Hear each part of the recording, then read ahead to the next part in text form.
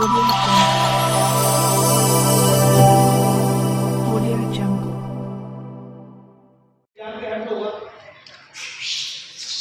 Target के अंदर एक समिति का आयोजन किया गया है।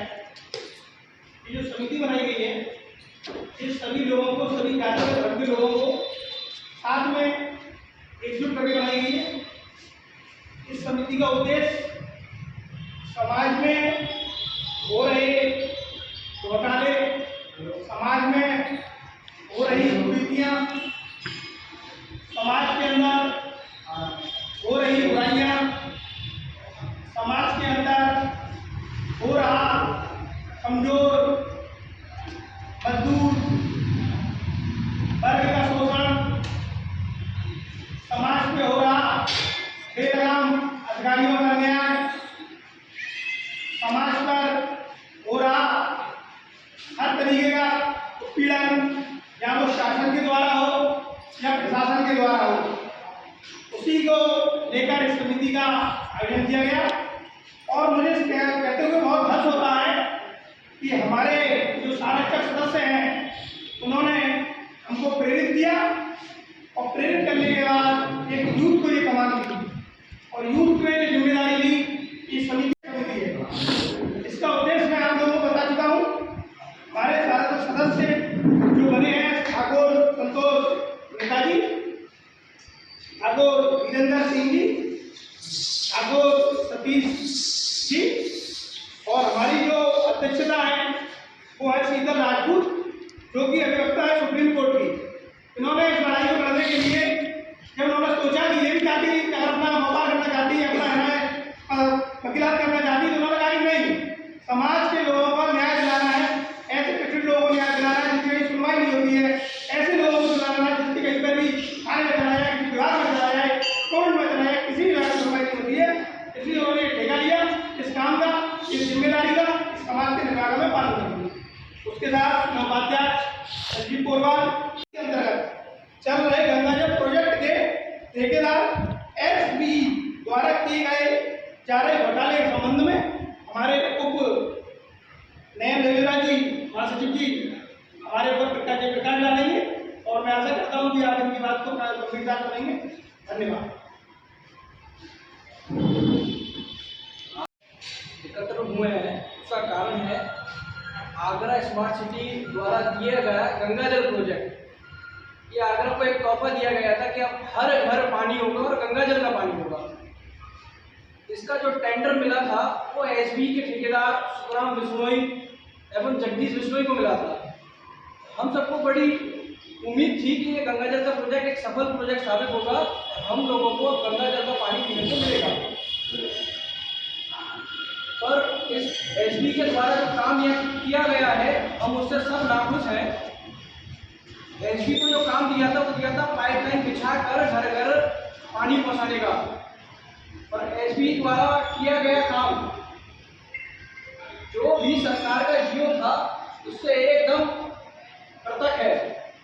एसबी के जो मानक, जो सरकार द्वारा मानक दिए गए थे, उसमें जो पाइपलाइन की गहराई बताई गई थी वो 1 मीटर डेप्थ बताई गई थी कि 1 मीटर नीचे गहराई आपको डालनी है, 1 मीटर पे लाइन डालेंगे तब आगे आप पाइपलाइन बिछाएंगे। और 1 मीटर में डालकर आधे फुट पर पाइपलाइन डाली है, 1 फुट पर पाइपलाइन डाली है, और कई जगह तो ऐसी है कि जहाँ पाइपलाइन ऊपर ही पड़ी है।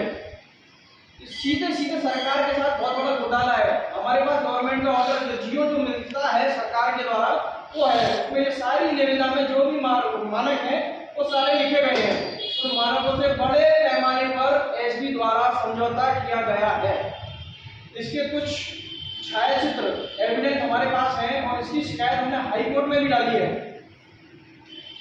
इसके छायाचित्र हमने उस जो भी कंप्लेन करी है उसमें लगाए हैं। बाकी की बहुत सारी ऐसी चीजें जो यहाँ गड़बड़ हो रही है, घोटाला हो रहा है, इसके बारे में मैंने अध्यक्ष महोदय आपको अवगत कराएंगे। मैं श्रीमती शीतल जी से आगे करूँगी कि आगे का विषय बताएं। जनवरी से गंगाजल प्रोजेक्ट को लेकर जो भी गड़बड़ हो रही है उस पर कार्रवाई कर रही है। इसके लिए पहले भी 28 जनवरी 2022 को एक शिकायत पत्र दिया गया था लिखित रूप से, लेकिन उस शिकायत पत्र पर कोई भी संबंधित जो हमें जवाब मिलना चाहिए था वो नहीं मिला।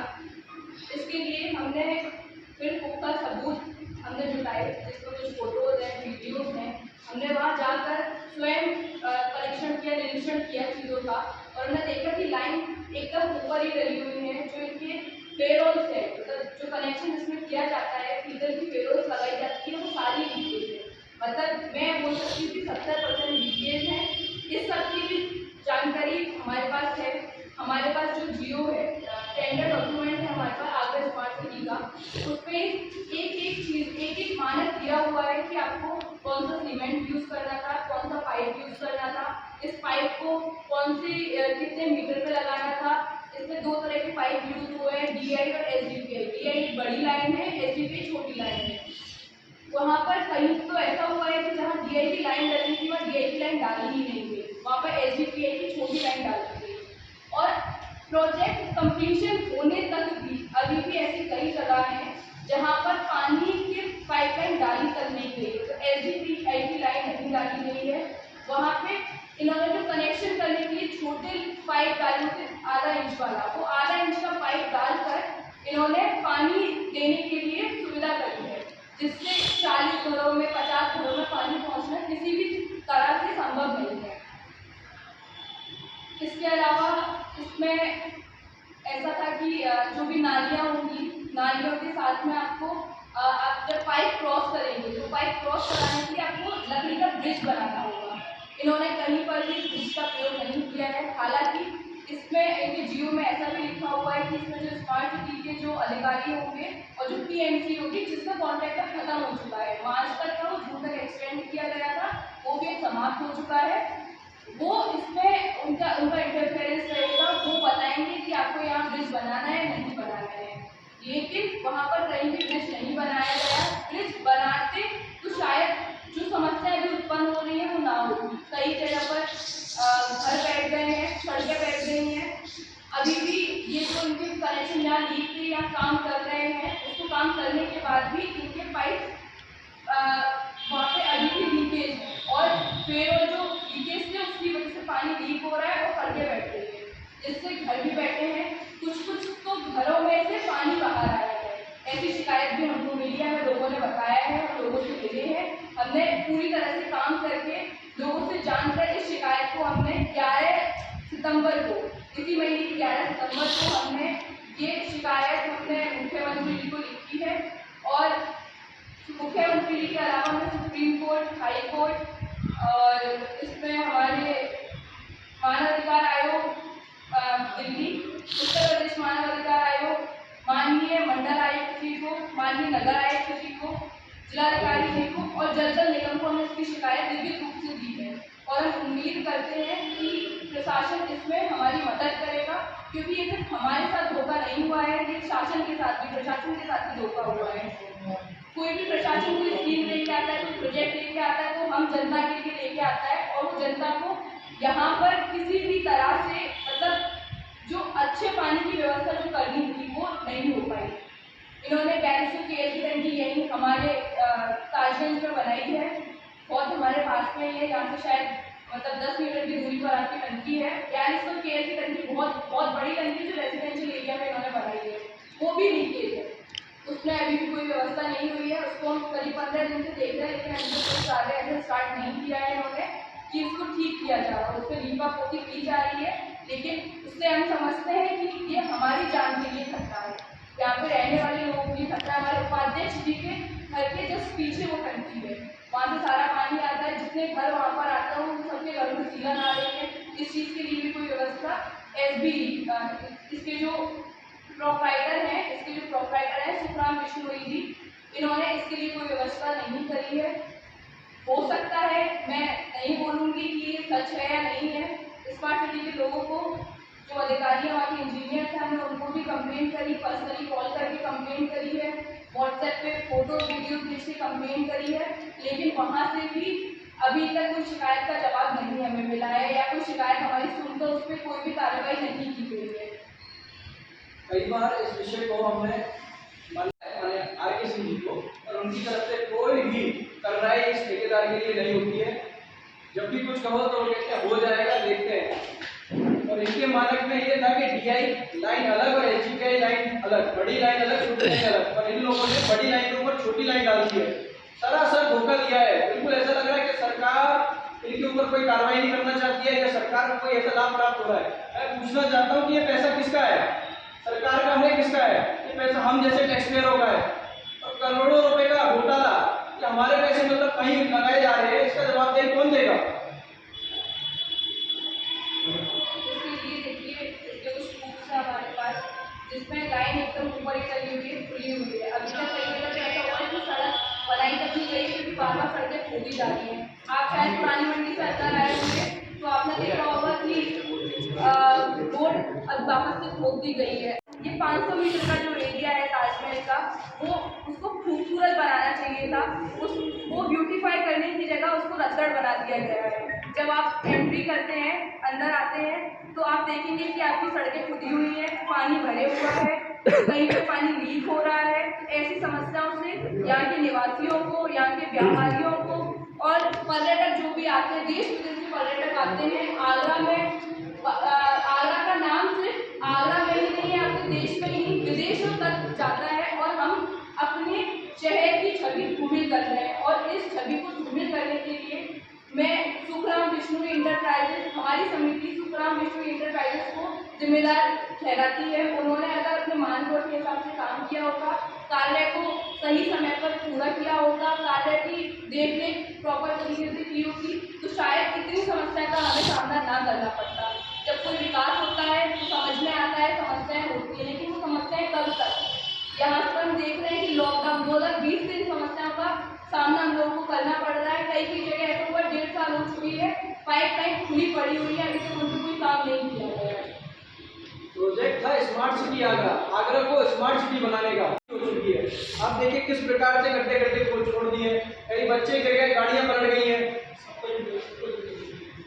सारा काम इनका बिल्कुल स्मार्ट सिटी की जगह बर्बाद सिटी करने का है।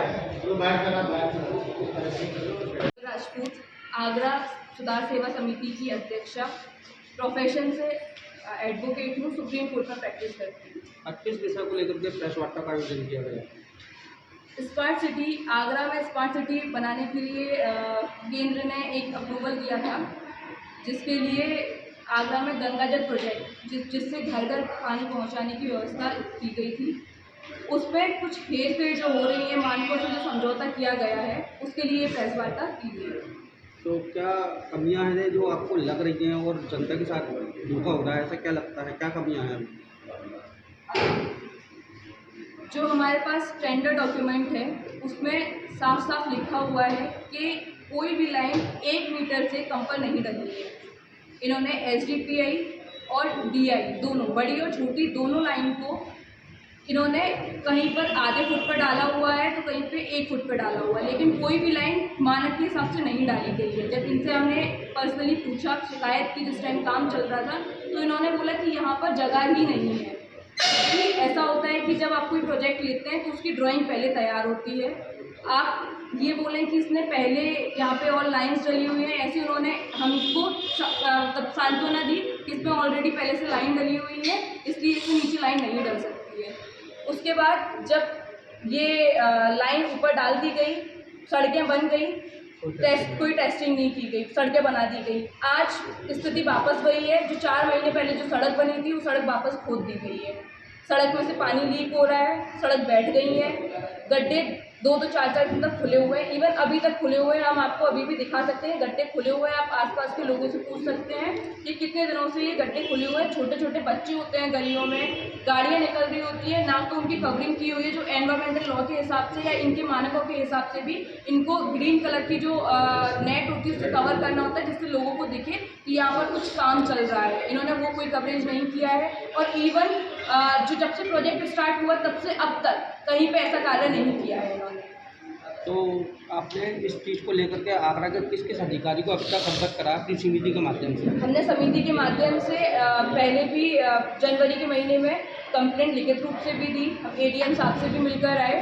उन्होंने हमें बोला कि करेंगे, इस पर कुछ ना कुछ कार्रवाई होगी। यहाँ पे कुछ लोग गिरे भी हैं, गाड़ियाँ गिरी हैं, उस सब चीज़ से उनको अवगत कराया। और अभी भी हमने, जैसे पहले भी हमने supreme court, high court, national human rights, Uttar Pradesh human rights commission को हमने लेटर लिखे थे और हमने अभी भी सुप्रीम कोर्ट, हाई कोर्ट, क्योंकि हम चाहते हैं कि अगर यहाँ पे हमारा शासन और प्रशासन हमें नहीं सपोर्ट कर रहा है तो न्यायपालिका हमें सपोर्ट करे। और अगर हमें लगेगा कि यहाँ से हमें कोई सुनवाई नहीं हो रही तो इसके लिए अगर हमें PIL भी दर्ज करनी होगी तो हम हाई कोर्ट जाएंगे, PIL दर्ज करेंगे, हाई कोर्ट से सुनवाई नहीं होगी, हम सुप्रीम कोर्ट तक जाएंगे इसके लिए।